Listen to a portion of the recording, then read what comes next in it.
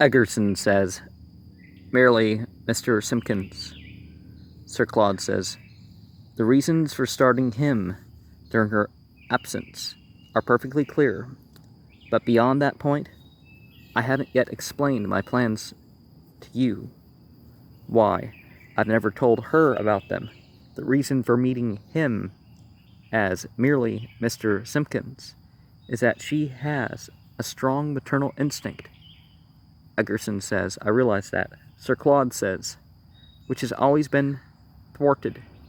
Egerton says, "I'm sure it's been a grief to both of you that you've never had children." Sir Claude says, "No, worse, Egerton, than for you and your wife to have had a son lost in action and his grave unknown." Egerton says, "And you're thinking, no doubt, that Lady Elizabeth would be put in mind of the child she lost." Sir Claude says, "In a very different way, yes. You might say mislaid, since the father is dead, and there's no way of tracing it. Yes, I was thinking of her missing child, and the circumstances that might make her jealous. I've explained all this to Colby, Mr. Simpkins." Egerton says, "I see what you mean." Sir Claude says, "She must get to like him first." And then Egerton, "I am not hopeful that, under the impression that he is an orphan, she will want us to adopt him." Egerton says, "Adopt him?" "Yes, indeed. That would be the solution. Yes, quite ideal." Sir Claude says, "I'm glad you agree. Your support will be helpful." Egerton says, "I'm sure I shall be very happy to commend him." Sir Claude says, "You mustn't overdo it, but your approval matters. You know she thinks the world of your opinion." Egerton says, "Well, I believe that once or twice, perhaps, but I'm afraid you overrate my influence. I have never been able to make her like Miss Angel. She becomes abstracted whenever I mention her." Sir Claude says, "But she knew about Lucasta, Miss Angel, from the start. That was one difficulty, and there are others. For one, they're both of them women." Egerton says, "True, Sir Claude, but I don't think she takes much notice of Miss Angel. She just doesn't see her, and Miss Angel will soon be getting married, I expect." Egerton says, "And so I hope a most suitable arrangement, but will you tell me this? If it comes to the point at which Lady Elizabeth wants to adopt him, an admirable solution, then what follows? Will you let her know then that Mr. Simpkins is actually your son?" Sir Claude says, "That's where I'm in the dark. I simply can't guess what her reaction would be. There's a lot I don't understand about my wife. There's always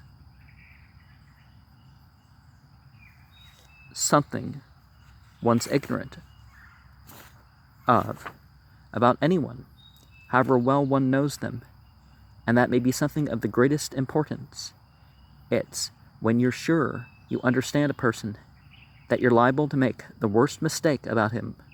As a matter of fact, there's a lot I don't know about you, Egerton, although we worked together for nearly 30 years." Egerton says, "Nearly 31. But now you put it so convincingly, I must admit there's a lot that I don't understand about my wife." Sir Claude says, "And just as much she doesn't know about you, and just as much you don't know about me." "I'm not so sure of that. My rule is to remember that I understand nobody, but on the other hand, never to be sure that they don't understand me. A good deal better than I should care to think, perhaps," Egerton says. "And do I infer that you're not sure you understand Mr. Simpkins either?" Sir Claude says, "A timely reminder. You may have to repeat it. But he should be back by now. and then I'll leave you. I must telephone to Amsterdam, and possibly to Paris. But when you return with Lady Elizabeth, I'll be ready, waiting to introduce him.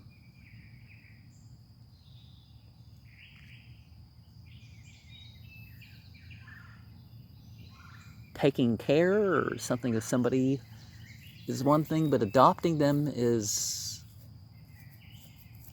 another, and it leads towards various problems. Colby Simpkins enters with a briefcase. Sir Claude says, "Ah, Colby, I was just saying to Eggerson, it was time you were back. Was your morning satisfactory?" Colby says, "I've got what you wanted, Sir Claude. Good afternoon, Mr. Eggerson. I was afraid I'd miss you." Eggerson says, "I'm off in half an hour, Mr. Simpkins." Sir Claude says, "I'll leave you now. But when Eggerson comes back with Lady Elizabeth, I will rejoin you." Sir Claude exits. And Colby says, "I'm glad you don't have to leave just yet. I'm rather nervous about this morning. You've told me very little about Lady Elizabeth, and Sir Claude himself hasn't told me very much, so I've got no idea how I ought to behave. B. Kagan has told me something about her, but that's rather alarming." Eggerson says, "Mr. Kagan is prejudiced. He's never hit it off with Lady Elizabeth. Don't listen to him. He understands Sir Claude, and he's always been very grateful to Sir Claude, as he ought to be. Sir Claude picked him out and gave him the start, and he's made the most part of it. That, I will say, an encouraging example for you, Mr. Simpkins. He'll be a power in the city, and he has a heart of gold, but not to beat about the bush. He's rather a rough diamond, very free and easy ways, and Lady Elizabeth has never taken to him. But you, Mr. Simpkins, that's very different." Colby says, "I don't know why it should be so different. I like B. Kagan. I found him very helpful, and very good company, apart from business," Eggerson says. "Oh yes, Mr. Kagan is very good company. He makes me laugh sometimes. I don't laugh easy. Quite a humorist, he is. In fact, Mrs. E. Sometimes he says to me, 'Eggerson, why can't you make me laugh the way B. Kagan did?'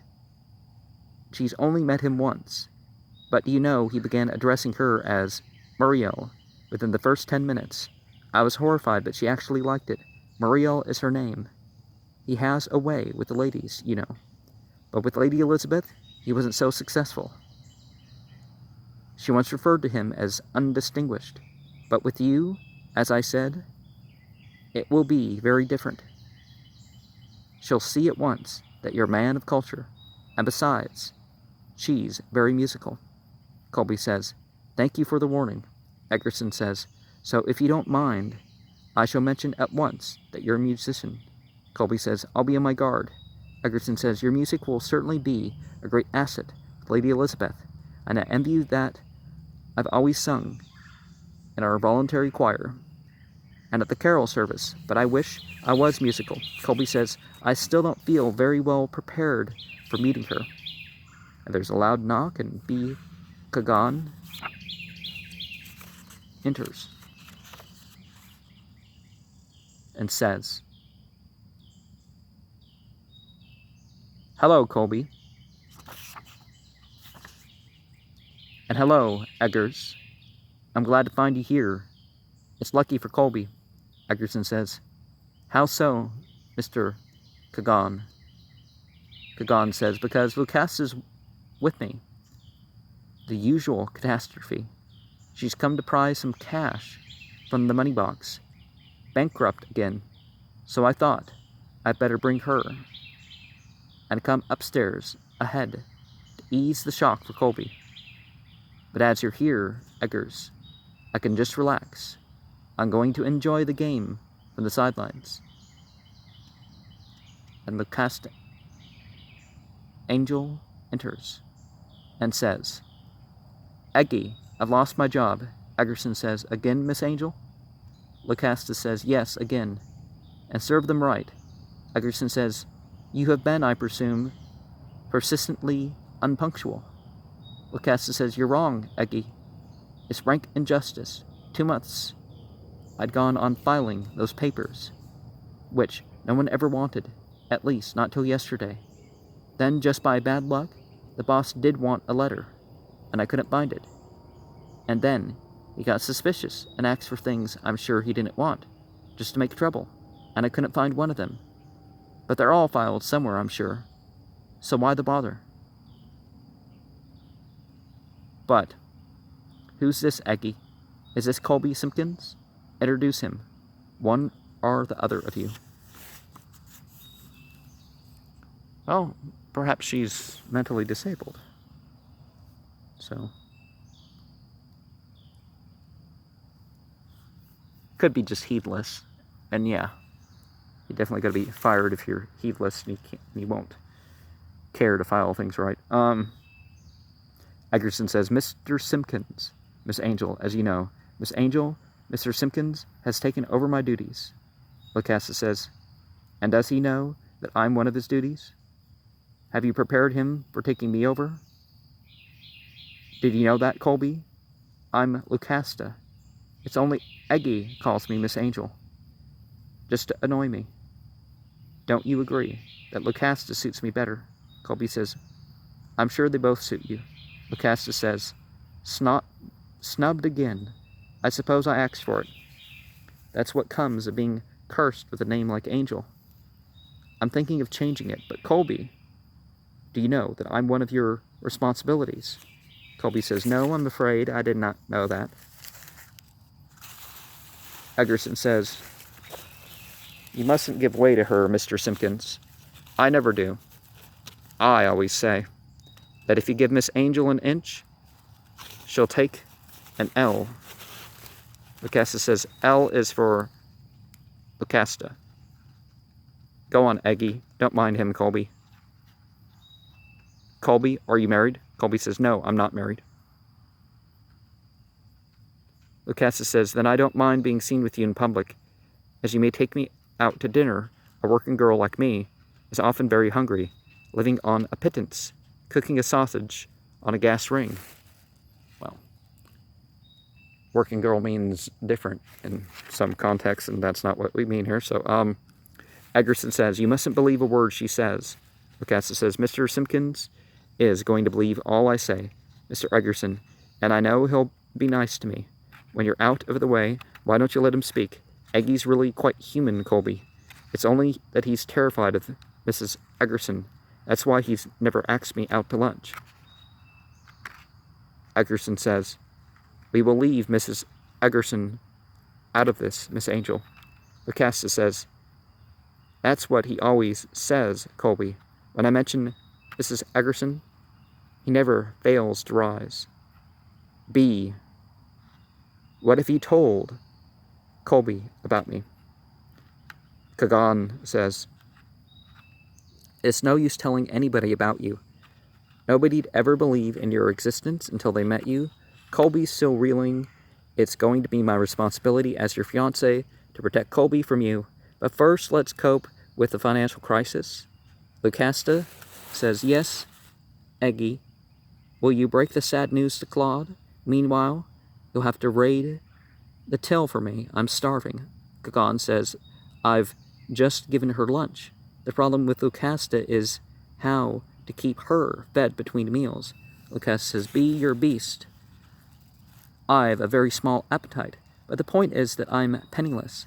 Kagan says, she'd had a week's salary in lieu of notice. Lucasta says, B, remember you're only my fiancé on approval. Can I have some money, Eggy? Eggerson says, I'm no longer in charge, and that duty is not devolved on Mr. Simpkins. Sir Claude intends to deal with these matters himself. You will have to ask Sir Claude, but I'll speak to him when I return from Northolt. Lucasta says, you're going to meet Lizzie? Eggerson says, I'm meeting Lady Elizabeth at Northolt. Lucasta says, well, I don't propose to be on the scene when she comes. Kagan says, and I don't propose to leave you with Colby. He's had enough for one day. Take my advice, Colby. Never allow Lucasta the slightest advantage, or she'll exploit it. You have to be tough with her. She's hard as nails. Now I'll take her off your hands. I'll show you how it's done. Come along, Lucasta. I'm going to make a day out of it. And take you out to tea. Lucasta says, I'm dying for my tea. The strain of this crisis has been too much for me. Another time, Colby, I'll ring you up and let you take me out to lunch. Lucasta exits. Kagan says, take it easy, Colby. You'll get used to her. And he exits. And Colby says, Mr. Eggerson. Eggerson says, yes, Mr. Simpkins. Colby says, you seem to me sane, and I think I am. Eggerson says, I have no doubt on either point, none at all. Colby says, and B. Kagan has always seemed to me sane.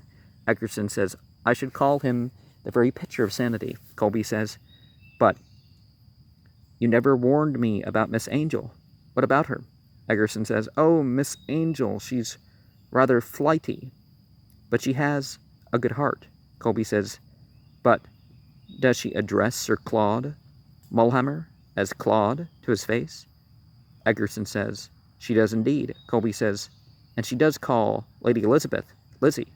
Eggerson says, well, not in her presence, not when I've been there. No, I don't think she would, but she does call her Lizzie, sometimes to Sir Claude, and, do you know, I think it amuses him. Colby says, well, perhaps I'll be amused, but it did make my head spin. All those first names, the first time I met her, I'm not used to it. Eggerson says, you'll soon get used to it. You'll be calling me Eggers before you know it. Colby says, I shouldn't wonder. I nearly did a moment ago. Then I'd have been certain. I'd lost my reason. Her influence is perfectly frightening. But tell me about Lou, Miss Angel. What's her connection with his household? Eggerson says, well, a kind of fiduciary relationship. No, I don't think that's quite the right term. She's no money of her own, as you may have gathered, but I think her father was a friend of Sir Claude's, and he made himself responsible for her. In any case, he's behaved like a father, a very generous man, is Sir Claude. To tell the truth, she's something of a thorn in his flesh, always losing her jobs, because she won't stick to them. He gives her an allowance, very adequate indeed, though she's always in debt. But you needn't worry about her, Mr. Simpkins. She'll marry Mr. Kagan in the end. He's a man who gets his own way, and I think he can manage her, if anyone can. Colby says, but is she likely to be a nuisance? Eggerson says, not unless you give her encouragement. I've never encouraged her. Colby says, but you have, Miss Eggerson. Eggerson says, yes, she's a great protection, and I have my garden to protect me against Mrs. E. That's my joke. Colby says, well, I've never met anyone like Miss Angel. Eggerson says, you'll get used to her, Mr. Simpkins. Time works wonders, and that's what I always say. But I don't expect you'll have to see much of her. That responsibility's not on your shoulders. Lady Elizabeth? Now that's different. Colby says, at least I don't suppose Lady Elizabeth can be quite so unusual as Miss Angel. Eggerson says, oh yes, Mr. Simpkins. Much more unusual. Colby says, oh? Eggerson says, well, as I told you, she really is a lady. Rather, a grande dame, as the French say. That's what Sir Claude admires about her. He said to me once, in a moment of confidence, he'd just come back from a public luncheon. Eggerson, he said, I wanted a lady, and I'm perfectly satisfied with the bargain. Of course. It's true that her family connections have sometimes been useful, but he didn't think of that. He's not petty-minded, though nothing escapes him, and such a generous heart. He's rather a socialist, I'm a staunch conservative myself. And conservative, liberal, fundamentalist reform, these things have almost lost their meaning for most people in modern society. Fundamentalist goes straight to the facts and makes their own conclusions. A conservative looks at somebody else's conclusions. A liberal throws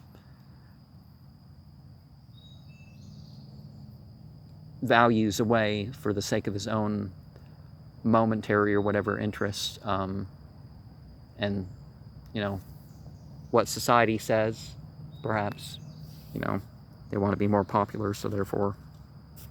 And a reformist is not just different, but, they say they're keeping with the spirit by violating the law. Even doing something new and saying, well, so it's sort of like a liberal, but they're saying they're the real followers rather than, oh, we don't have to follow all this, and, we can pick and choose. And anyways, Colby says, is Lady Elizabeth very unusual in any other way besides being a lady? Eggerson says, why, yes, indeed, I must admit she is. Most of her oddities are perfectly harmless. You'll soon get used to them. That's what Sir Claude said. Humor her, Eggerson, he said. Humor her. But she has one trait that I think I did touch on. She's very absent-minded, Colby says. I hope you don't mean she has lapses of memory. Eggerson says, I didn't mean that. No, she hasn't very much memory to lose, though she sometimes remembers when you least expect it. But she does forget things, and she likes to travel, mostly for her health.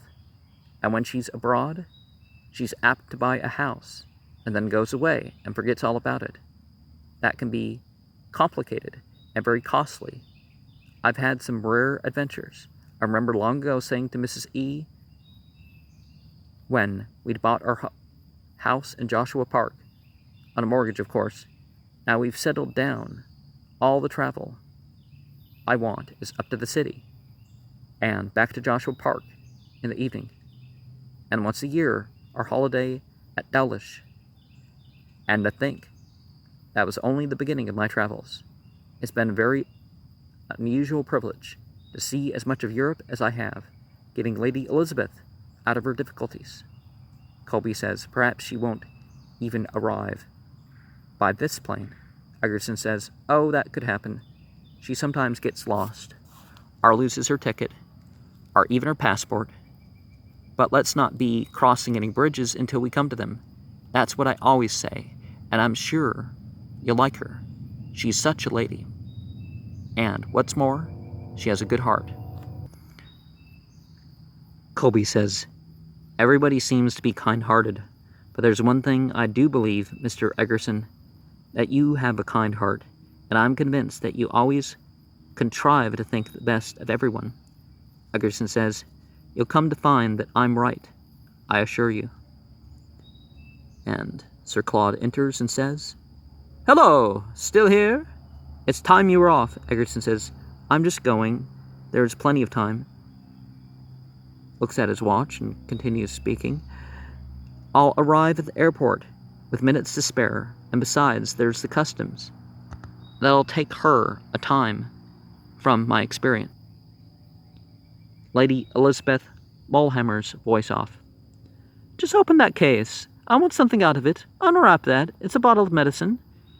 Now, Parkman, will you give it to the driver? He tells me that he suffers from chronic catarrh. Sir Claude says, hello, what's that? And opens the door to the landing and listens. She's here, Eggerson. That's her voice. Where is she? Oh, she's gone out again. Goes to the window and looks down on the street. She's having a conversation with a cabman. What can they be talking about? She's coming in. Now, a lot of elderly people who haven't had children or family with a notable drug problem. And by a lot, I mean I've only, countered a little bit of this myself. It's not like it all the time or something, but they'll literally offer you their controlled substances if they notice something's wrong. Like, oh well, I notice you seem to be in a deal of pain. How about I have a Vicodin, I can spare a Vicodin or something. It's like, well, of course I've always said no, because, but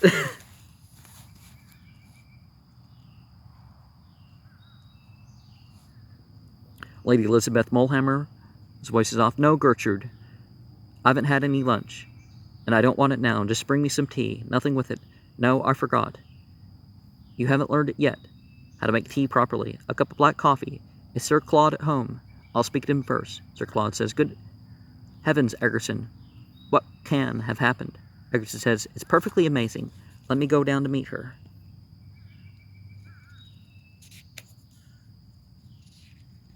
And Lady Elizabeth's words are meant to be almost imperceptible. Now, I don't mean that would be a problem, the people sharing their medication in most instances. It's just it is enough that they've kind of banned it, so you want to, keep within the law frames. But Sir Claude says, where we ought to be? What ought we to be doing? Egerton stands at the open door, saying, she's speaking to the parlour maid. She's coming up. Sir Claude says, Colby, sit at the desk and pick up some papers. We must look as if we'd been engaged in business. And Lady Elizabeth Mulhammer enters. Egerton and Sir Claude both say, Lady Elizabeth, Elizabeth. Sir Claude says, what on earth has happened? Egerton says, Lady Elizabeth, this is most surprising. Lady Elizabeth says, what's surprising, Egerton? I've arrived, that's all. Egerton says, I was just starting for Northolt to meet you. Lady Elizabeth says, that was very thoughtful of you, Egerton, but quite unnecessary, and besides, I didn't come by air, I arrived at Victoria. Sir Claude says, do you mean to say that you changed your ticket? Egerton says, yes. How did you manage to change your ticket? Lady Elizabeth says, I went to the agency and got them to change it. I can't understand why you're both so surprised. You know, I'm a very experienced traveler. Sir Claude says, oh yes, of course we know that, Elizabeth. But why did you change your plans? Lady Elizabeth says, because of Mildred Deverell. She's been having the treatment with me, and she can't go by air. She says it makes her seasick. So we took the night train and did the Channel crossing. But who is this young man? His face is familiar. Sir Claude says, this young man is Egerton's successor. You know that Egerton has been meaning to retire. Egerton says, under medical orders, Lady Elizabeth. The doctor made it very imperative. Sir Claude says, Mr. Simpkins had a very strong recommendations. Egerton says, at the same time, he had another tempting offer, so we had to make a quick decision. Sir Claude says, I didn't want to bother you during your treatment, and Miss Simpson is much more highly qualified than I am to be a confidential clerk. Besides, he's very musical. Lady Elizabeth says, musical? Isn't this the young man I interviewed and recommended to Sir Claude? Of course it is. I remember saying, he has a good aura. I remember people's auras almost better than their faces. What did you say his name was? Sir Claude says, Colby Simpkins. Lady Elizabeth counts on her fingers and says, 13 letters. That's very suspicious. Contrary to what most people think, you should be artistic, but you look rather frail. I must give you lessons in the art of health. Where's your home, Mr. Colby? Colby says, Simpkins. Egerton says, Mr. Colby Simpkins. Lady Elizabeth, I prefer Colby. Where are you living? Sir Claude says, his home's outside London, but I want to have him closer at hand. You know what a bother it's been for Egerton So I'm having the flat and the muse done over. Now, auras are light, heat, moisture, and magnetism. It's a very physical thing. A lot of people make judgments. Oh, I see these people at the end of the day, and look at all these dark auras. It's like, yeah, people have been working. Didn't get enough sleep. Got up, left to work at dawn or before dawn, or didn't get back to sleep after dawn when they needed to get back to sleep after dawn, and have been up all day, and some of it rather physical labor. Of course, you're going to have weakened auras, Lady Elizabeth says, but all in the wrong colors, I'm sure. My husband does not understand the importance of color. For our spiritual life, Mr. Colby, neither I regret to say, does Eggerson. What color have you chosen between you? Sir Claude says, I thought a primrose yellow would be cheerful. Lady Elizabeth says, just what I expected. A primrose yellow would be absolutely baneful to Mr. Colby. He needs a light mauve. I shall see about that, but not today. I shall go and rest now. In a sleeping car, it is quite impossible to get one's quiet hour. A quiet hour a day is most essential, Dr. Repman says. Sir Claude says, Repman? I thought it was a Dr. Leroux. Lady Elizabeth says, Dr. Leroux is in Lausanne. I have been in Zurich under Dr. Repman. Sir Claude says, but you were going out to Dr. Leroux in Lausanne. What made you go to Zurich? Lady Elizabeth says, why, I'd no sooner go to Lausanne than whom should I meet but Mildred Deverell. She was going on to Zurich. So she said, come to Zurich. There's a wonderful doctor who teaches mind control. So I went to Zurich. Sir Claude says, so you went to Zurich, but I thought the doctor in Lausanne taught mind control. Lady Elizabeth says, no, Claude. He only teaches thought control. Mind control is a different matter. It's more advanced. But I wrote you all about it.